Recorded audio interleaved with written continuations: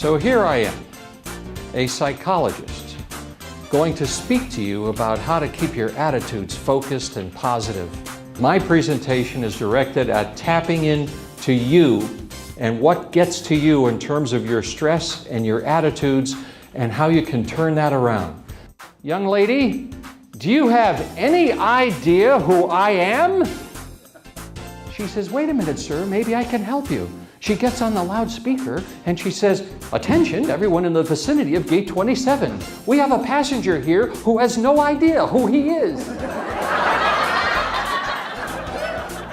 Oh, he was terrific. In a time where so many people want to concentrate on the negative, he brings the positive out from inside of you. You're going to make a decision today, by the time you're done hearing me, as to which road you want to travel. And it really depends whether you're going to get stuck in the obstacles or whether you're going to keep your focus on the goal at the end of the road and get through or around those obstacles.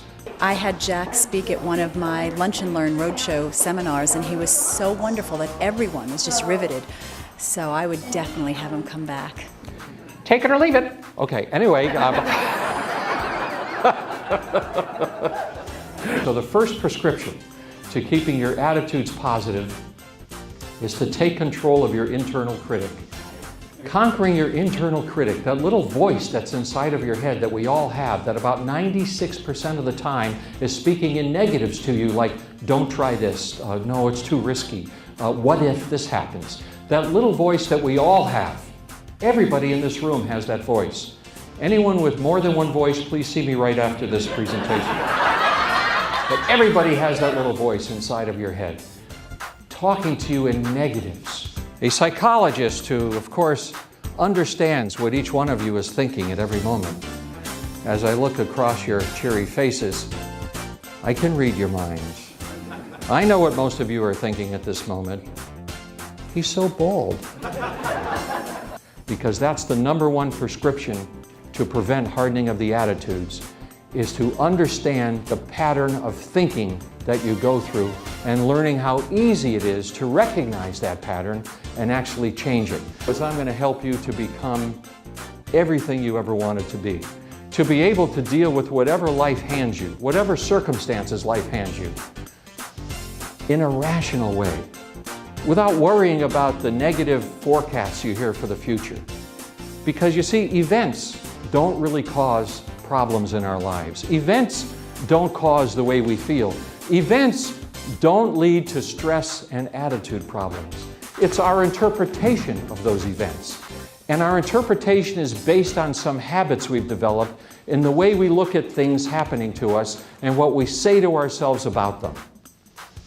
And once you understand what you're saying to yourself about those events, you will understand why you have the attitudes, the moods, and the emotions that you have. You never know when an opportunity is going to take place, and you have to get rid of that internal critic that continues to speak negatively to you. He brought home his message through his laughter, and I think that was the most worthwhile session I've seen in a long time. Oh, I thought he did a great job. It's very entertaining. I thought it was great. It was really fun. Very positive. And very positive, yeah. Yes. Make a new beginning.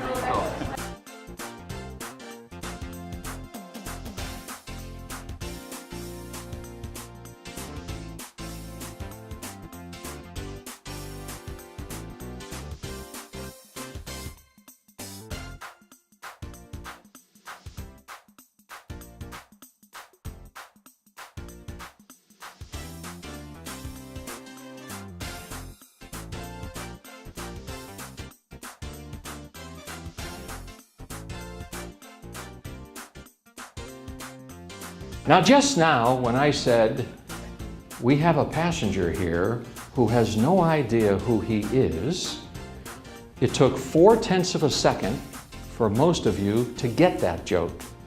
4/10 of a second between the time your subconscious mind heard the words and it translated into something you didn't expect and something that was humorous.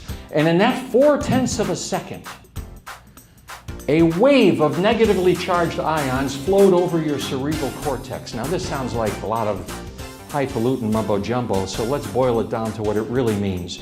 you just jacked up your immune system. We know that every time a person laughs, they jack up their immune system.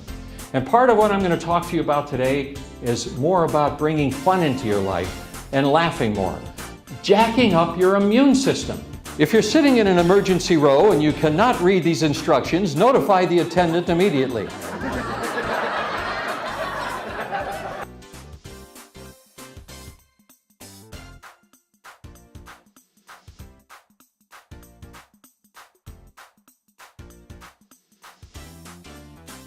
You see, the subconscious mind is like a beautiful garden that should have roses planted in it, but instead, well-meaning but misinformed parents, teachers, and authority figures have planted weeds in the garden of our subconscious.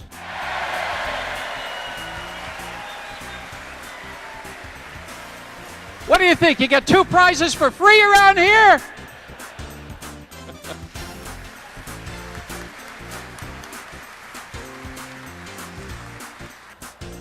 Humor's all around.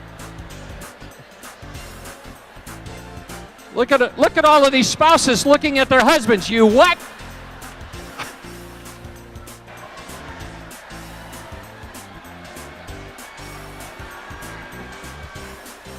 Well, I loved it, and I'm very glad we had him here.